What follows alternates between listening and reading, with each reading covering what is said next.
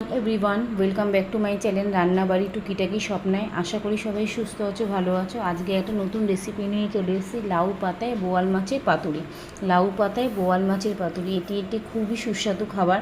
যারা আর কি মাছ লাভার তারা এই সমস্ত পাতুরি খেয়েই থাকবে, খেতে ভীষণ ভালো লাগবে। গরম ভাতের সাথে এটি ভীষণ সুস্বাদু, একবার বানিয়ে খাওয়ার অনুরোধ রইল।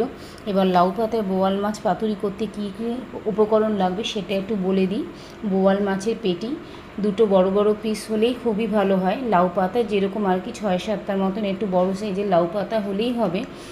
লঙ্কার গুঁড়ো হাফ চামচ, নারকেল বাটা 1 কাপ, 1 কাপের মতন কাঁচা লঙ্কা বাটা, 1 চামচ সর্ষে, কালো সর্ষে সাদা সর্ষে মিশিয়ে 1 থেকে 2 চামচ নুন, সর্ষের তেল পরিমাণ মতন, গোটা কাঁচা লঙ্কা 2টি, হলুদ গুঁড়ো হাফ চামচ।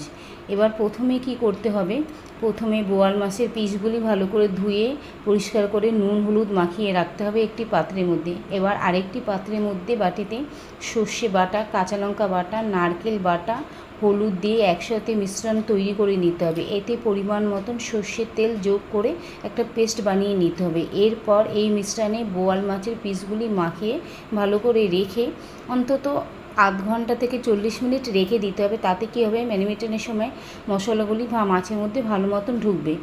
তার মধ্যে লাউ পাতাগুলি উষ্ণ গরম জলে একটু পরিষ্কার করে ধুয়ে নিলে ভালো হয়, কেন লাউ পাতাটাও মাছের সাথে খাওয়া হয়ে যায়, তাই জন্য একটু উষ্ণ গরম জলের সাথে লাউ পাতাগুলি ধুয়ে একটু পরিষ্কার করে শুকিয়ে নিলেই হবে। এরপর পাতাগুলিকে খানিকটা নরম হয়ে যাবে। এরপর পাতার মধ্যে অল্প সর্ষের তেল মাখিয়ে রেখে তার মধ্যে মশলায় মাখা বোয়াল মাছের পেটিগুলি একটা একটা করে দিয়ে তার উপর একটা কাঁচা লঙ্কা দিয়ে একটু সর্ষের তেল দিয়ে মাখিয়ে এবার পাতাগুলিকে ভালো করে মুড়ে দড়ি দিয়ে বেঁধে দিতে হবে।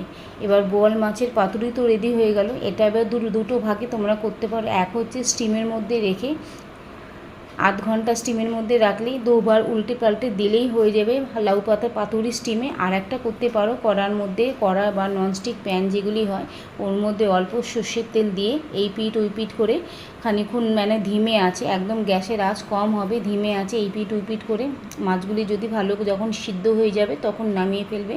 এই দুরকমভাবে করতে পারো, তাতে দেখবে শুধু মাছগুলি সিদ্ধ হয়েছে কিনা। এতেই ব্যাস তৈরি হয়ে গেল লাউ পাতায় বোয়াল মাছের পাতুরি। এটি গরম ভাতের সাথে পরিবেশন করেও খেতে খুবই ভালো লাগবে।